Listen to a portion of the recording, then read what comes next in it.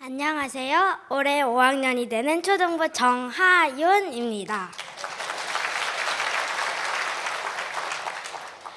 제가 왜 처음 교회학교를 다니기 시작했는지 아세요?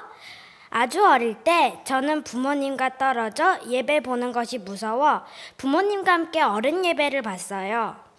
6살 성탄 찬양 예배에서 어린이 성가대가 찬양하는 것을 보았는데 옷도 너무 예쁘고 무대 서는 것도 멋져 보여서 저도 어린이 성가대를 하고 싶었어요. 그날부터 용기를 내어 유치부에 다니기 시작했고 어린이 성가대도 하게 됐어요. 처음엔 어린이 성가대가 멋져서 갔을 뿐이지 유치부가 어떤 곳인지는 몰랐어요. 하나님도 잘 몰랐어요. 그냥 성가대와 간식 먹는 재미로 교회 학교를 다녔습니다. 그 중에도 예배 시간에 노래로 성경 말씀 외우는 것이 참 좋았어요. 아직도 그 말씀이 기억에 날 정도예요. 범사에 감사라 이것이 그리스도 예수 안에서 너희를 향하신 하나님의 뜻이니라. 데살로니가 전서 5장 18절.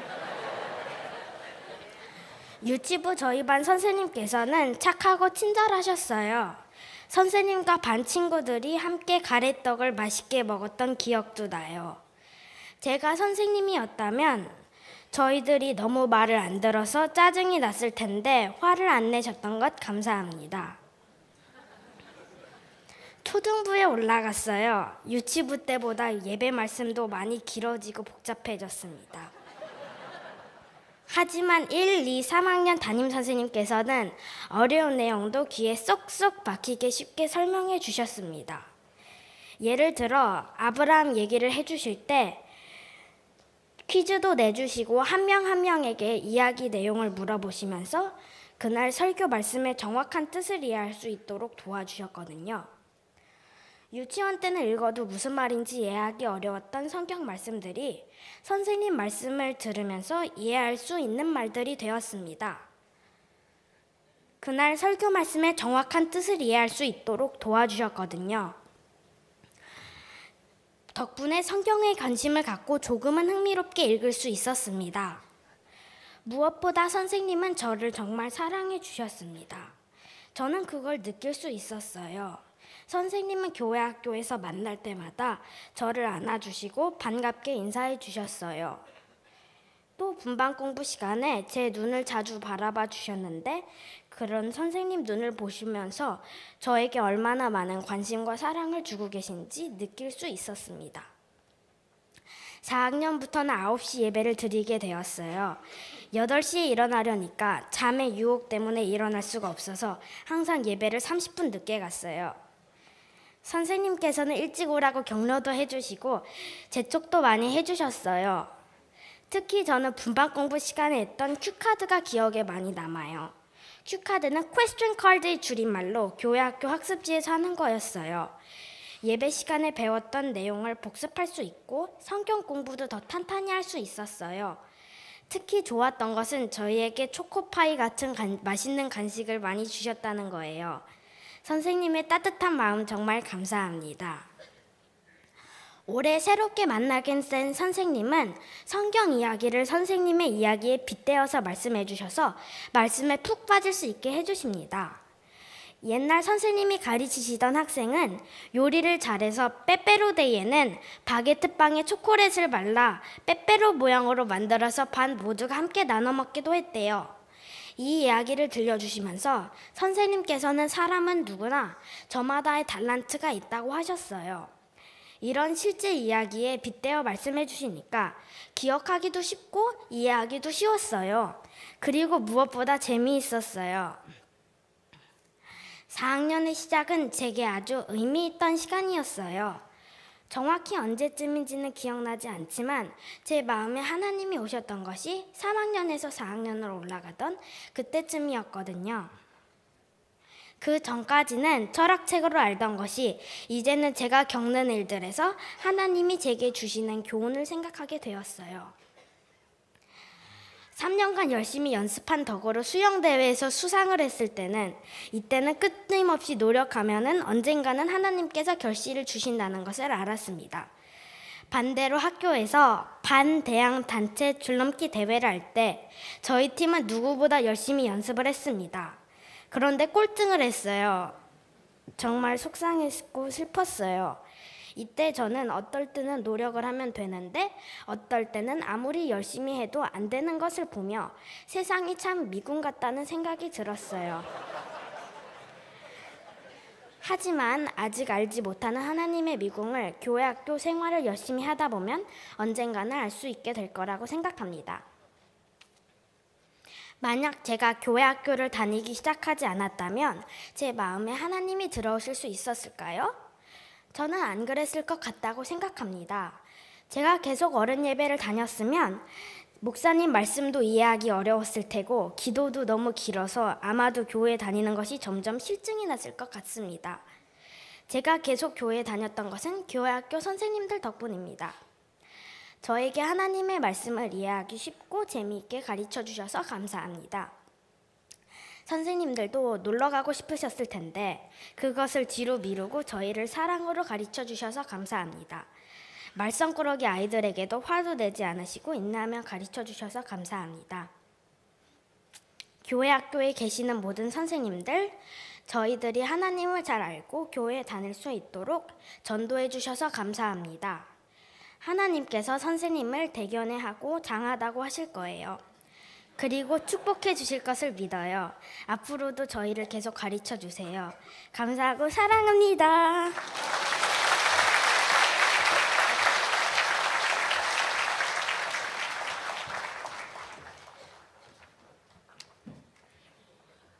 안녕하세요. 초등부를 섬기고 있는 이소진입니다.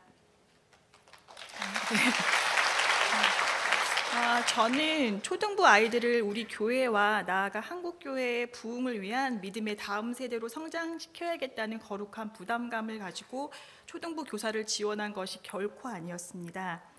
생각해보니 지난 6년간 초등부에서 교사로 봉사하면서 제가 한 것이 별로 없기 때문에 무엇을 간증해야 하나 무척 난감했습니다.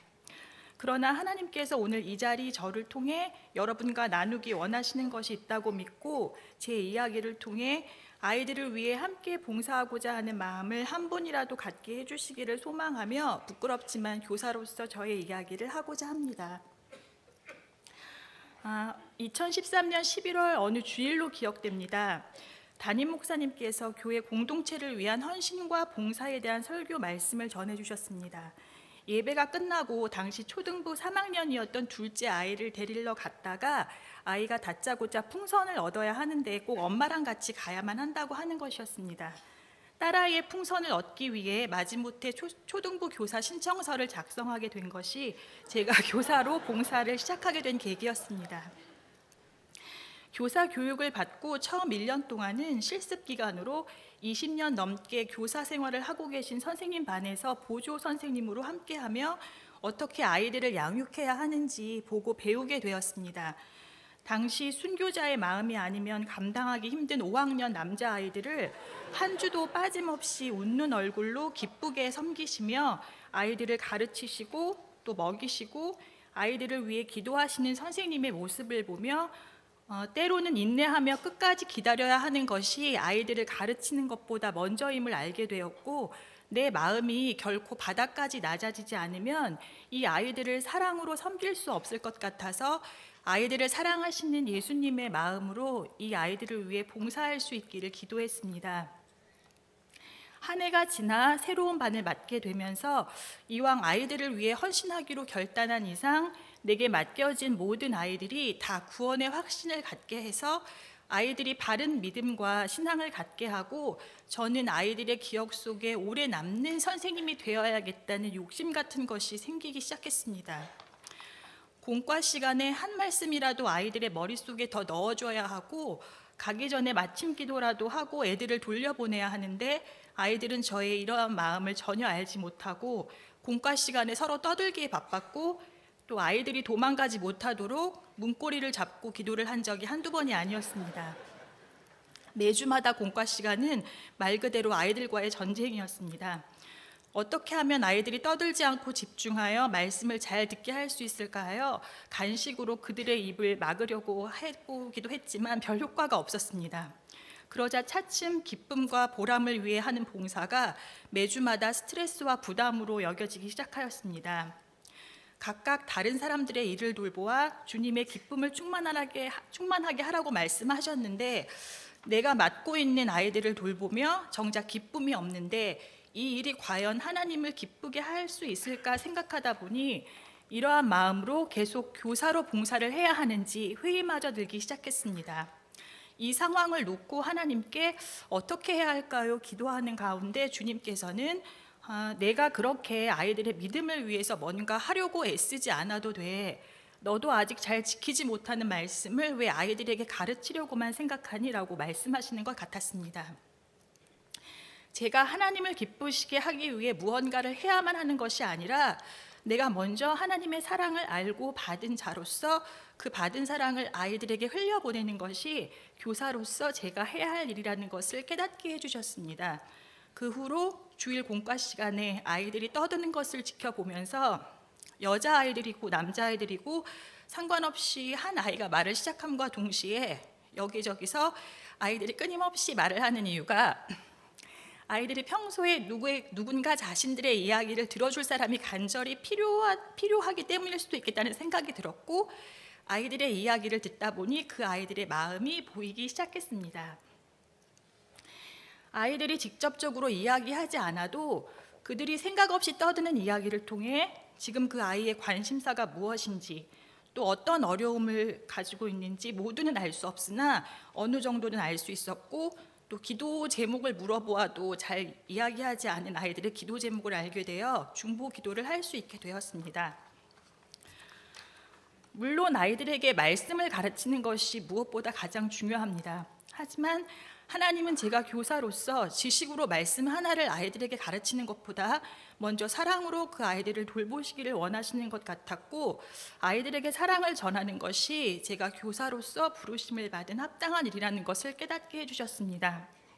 무엇보다 매주 전도사님을 통해 듣게 되는 말씀을 학교와 가정에서 어떻게 지키며 살아갈 수 있을지 그 방법들을 아이들과 함께 고민하며 기도하며 아이들과 함께 믿음의 길을 걸어가는 것이 교사로서의 저의 역할이라고 생각하게 되었습니다. 내게 맡겨진 아이들의 마음밭을 사랑으로 일구고 이 아이들을 앞으로 중등부를 거쳐 고등부, 청년부에서 새롭게 만나게 될 어떤 선생님들을 통해 그들의 마음밭에 좋은 믿음의 씨앗이 뿌려지고 또 자라게 될 수 있겠다는 마음을 하나님께서 깨닫게 해주시자, 아이들에게 기억되어져야 하는 것은 내가 좋은 선생님이었다는 것이 아니라 나는 기억하지 못해도 나를 통해 예수님의 사랑만 아이들이 기억하면 그것이 제가 교사로 봉사하면서 얻을 수 있는 최고의 기쁨이라는 것을 알게 되었습니다. 현재 초등부는 2분의 전도사님과 여러 교사 선생님들이 매주 아이들을 위해 기쁨으로 봉사하고 계십니다. 저뿐 아니라 모든 선생님들이 교사로 봉사하면서 크고 작은 어려움과 갈등을 겪을 때마다 다시 예수님을 바라보며 마음을 다지고 기쁘게 봉사할 수 있었던 것은 함께 섬기는 선생님들과 전도사님들의 중보와 믿음과 사랑 안에서의 교제가 있었기 때문이라고 생각합니다. 여러 선생님들이 헌신하고 계시지만 여전히 선생님들이 많이 부족한 것이 사실입니다. 제가 주위 분들에게 함께 교사로 봉사하자고 제안했을 때 많은 분들이 말씀을 가르치는 것에 대한 부담으로 거절을 하시는데, 혹시 평소에 초등부 교사에 관심을 갖고 계시지만 가르치는 부담으로 주저하고 있는 분이 계시다면 말씀을 가르치는 부담 잠깐 내려놓으시고 먼저 우리 아이들을 사랑으로 돌보며 그들의 기쁨을 돕는 자로서 아이들과 함께 이 악하고 어두운 세상에서 어떻게 예수님을 드러내며 살아가는지 함께 기도하고 고민하고 아이들과 믿음의 길을 기쁘게 걸어가는데 함께 하실 수 있기를 소망합니다. 감사합니다.